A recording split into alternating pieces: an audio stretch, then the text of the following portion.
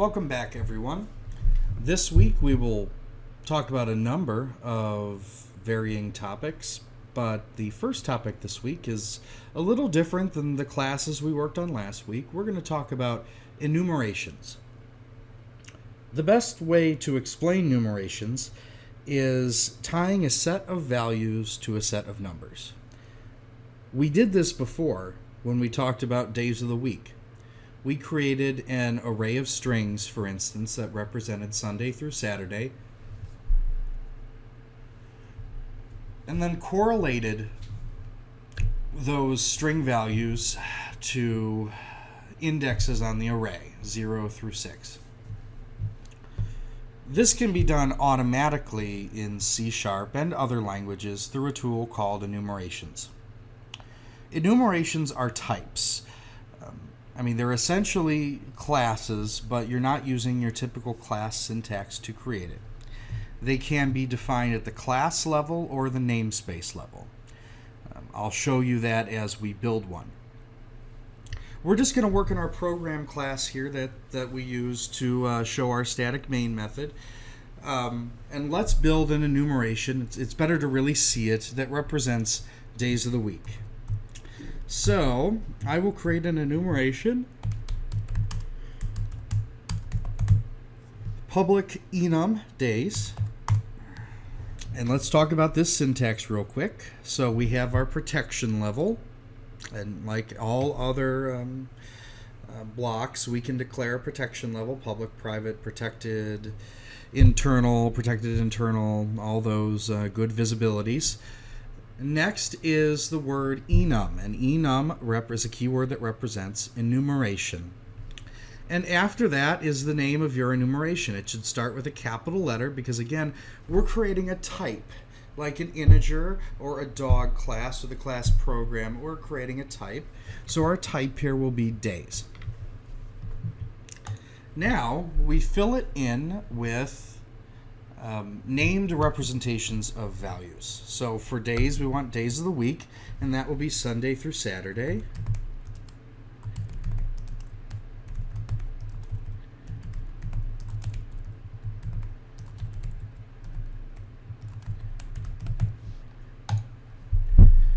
There you go.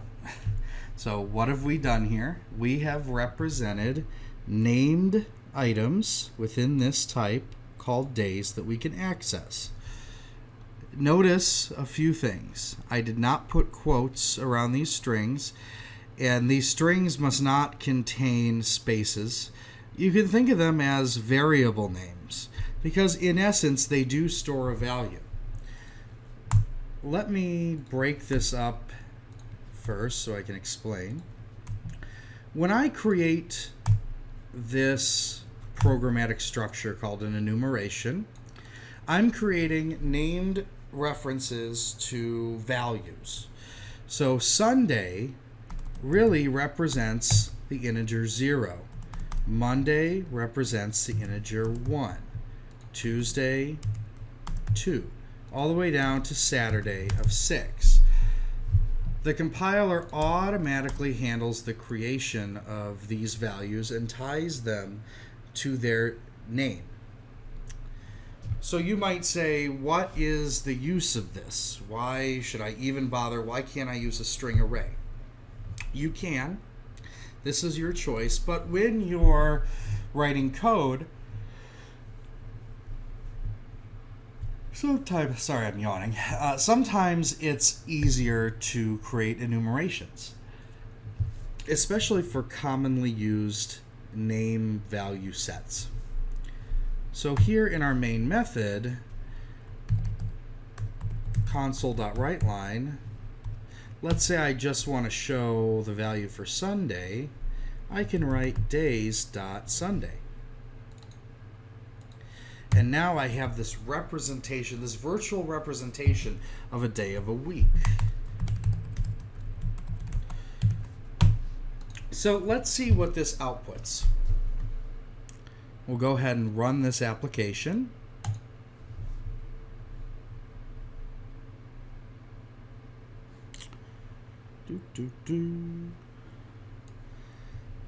and we get the word Sunday. Well, that's helpful. So by calling console.WriteLine on days.Sunday, I get Sunday. Now, if I want the index representation of that, I can do an explicit cast to an integer. If I run this application again, and I really have to, sorry, I got to move my output window here. It's driving me a little crazy.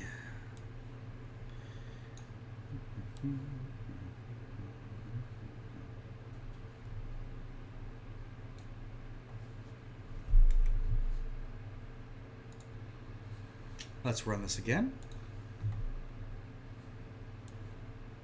And if we cast this explicitly as an integer, we get 0.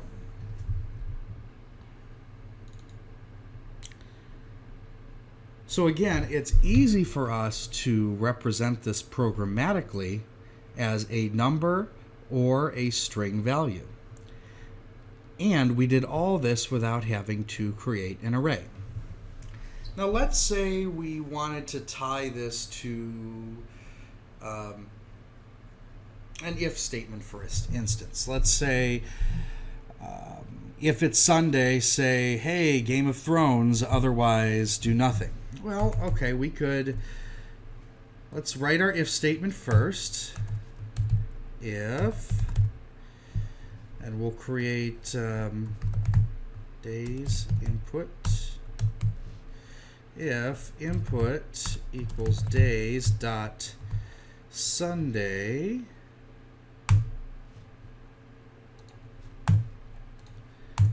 then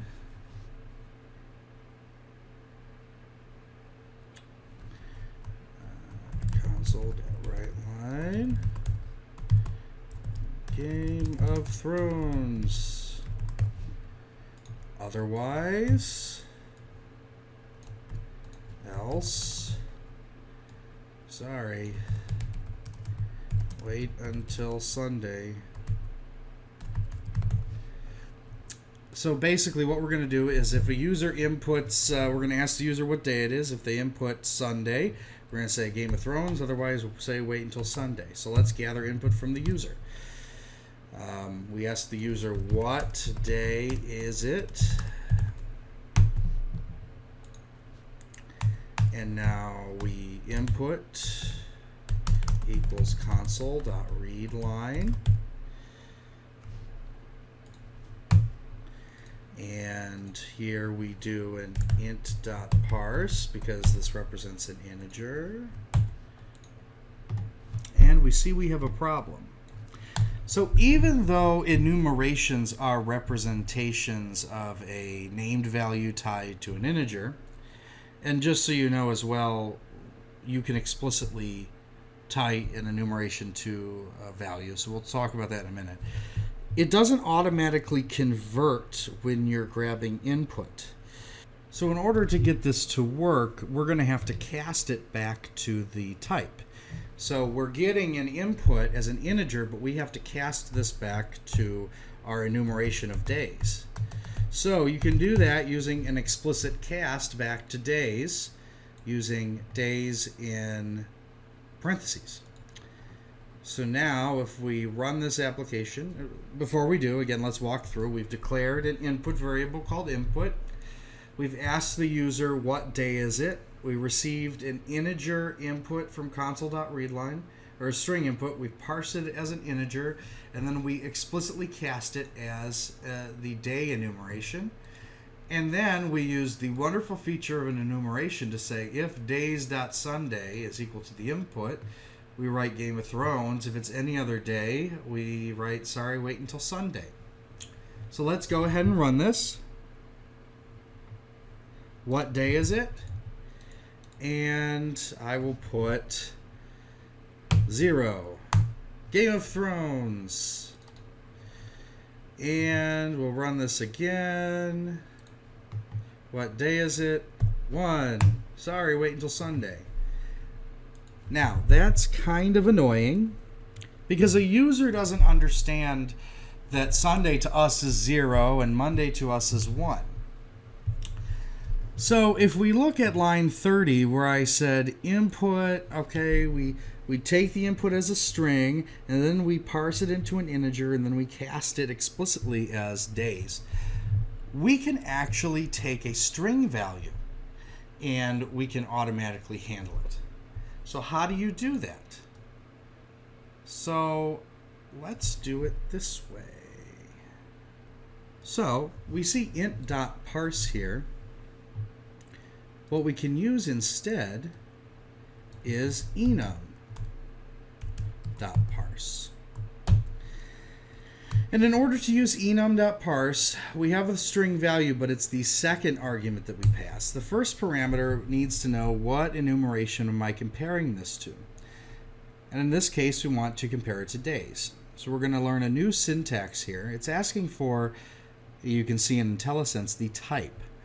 So days, in and of itself, is not the true representation of a type.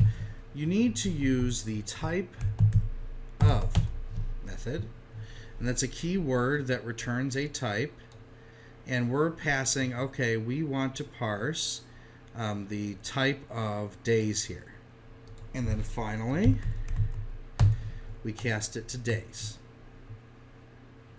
So let's break down this syntax because it's a little complicated. I mean, really all we wanted to do here was take in the value from the user, which let's say I typed in the word Sunday, and convert it to a input variable of type days. So here again, we're taking input from the user, we're converting that input to an enumerated value, and we're casting it back to days. And now input will represent days.Sunday, Monday, Tuesday, Wednesday, whatever the user put in. So if we run this application, what day is it? Sunday. Game of Thrones. If we run this again and we type in Monday, sorry, wait until Sunday. So now we can take actual user input from the user. This syntax is complicated right now for doing something simple, such as taking in a day of the week. But as you get into more complicated applications, this syntax, while it seems a little messy, does provide an easy way to transition between an easy way to program and an easy way for users to interact. I had mentioned before that C# automatically sets the values of 0 through 6 or however many values you have in your enumeration. You can also set the values manually, and there's two ways to do that. One is setting an enumeration initial value. So I'm going to zoom in on the enumeration here. There's two syntactical ways to do this. Sunday, let's do Sunday equals 0. On your first entry in an enumeration, if you set the initial value, the remaining values of the enumeration will be the next increment of that number. So if you just put in Sunday equals 0, the compiler will automatically say Monday equals 1, Tuesday equals 2, and so on and so forth. If I say Sunday equals 1, Monday will then be 2, Tuesday will then be 3, and so on and so forth. I can also skip this, and they don't have to be in order. I can set explicit values on these. So I can say Sunday is 0, Monday is 26, Tuesday equals 10, Wednesday equals 54. I can really do whatever the heck I want. But if you're doing this, you need to make sure that you cover all values.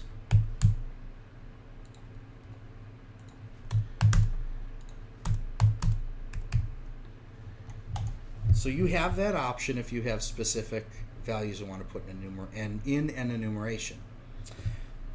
You will use enumerations a lot of times when dealing with operating system error codes or dealing with calling APIs through what are called interops.